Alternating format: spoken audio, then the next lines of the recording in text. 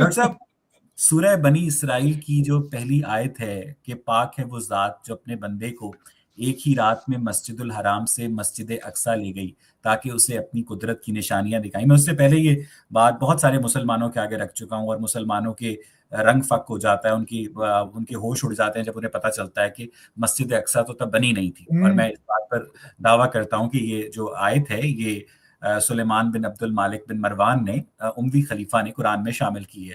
تو ڈاکٹر صاحب، آپ کو کبھی اس پر بھی شک نہیں ہوا؟ آپ کو تفہیم القرآن نے، تدبر القرآن نے وہی بتایا دور کی مسجد؟ اور ہاں، مطلب تو وہ اس کا تو بہت ہی آسان سی اس کا جواب تھا نا، کہ جب یہ سوال میرے سامنے آیا بہت عرصے پہلے، تو اس میں بھی جواب یہ تھا کہ بھائی اقصیٰ کا مطلب ہوتا ہے دور کی مسجد.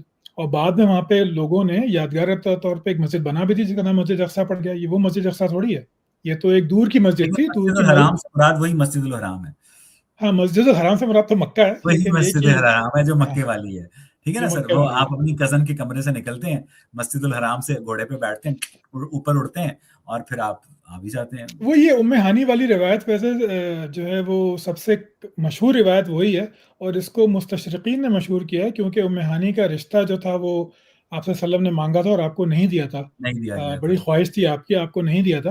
تو اس روایت کو وہ بڑا اچھالتے ہیں کہ بھائی یہ کیا بات ہوئی کہ تمہارا رشتہ اس سے ہوا نہیں، اس کے گھر جا کے تم سو رہے ہو. لیکن جو صحیح ترین روایت ہیں وہ یہ ہے کہ آپ مکے میں، مطلب حرم میں ہی سوئے ہوئے تھے، تو وہیں پہ آپ کو یہ آیا. لیکن ام ہانی والی روایت بہت مشہور ہے کہ وہاں سے پھر آپ گھوڑے پہ گئے. اور غامدی صاحب کا جب میں نے سنا تھا یہ، تو وہ یہ کہتے ہیں کہ بھئی یہ تو خواب تھا، اور رویا کا لفظ آیا ہے، رویا کا لفظ جو ہے وہ خواب کے معنی میں آیا ہے. تو اس کی وہ ایک تعویل دیتے ہیں، کیونکہ آپ ایکسپلین کیسے کریں گے نا. آپ دیکھیں، یا تو اگر آپ پڑھے لکھے باشعور آدمی ہیں تو پھر آپ کو غامدی صاحب کی ڈیفینیشن سے آپ ریکنسائل کر لیں گے. جی ہاں. اور اگر آپ ساحل ادیم صاحب کے عاشق ہیں، ویسی باتیں کرتے ہیں، تو پھر آپ بولیں گے وہ تو پورٹل بن گئی تھی.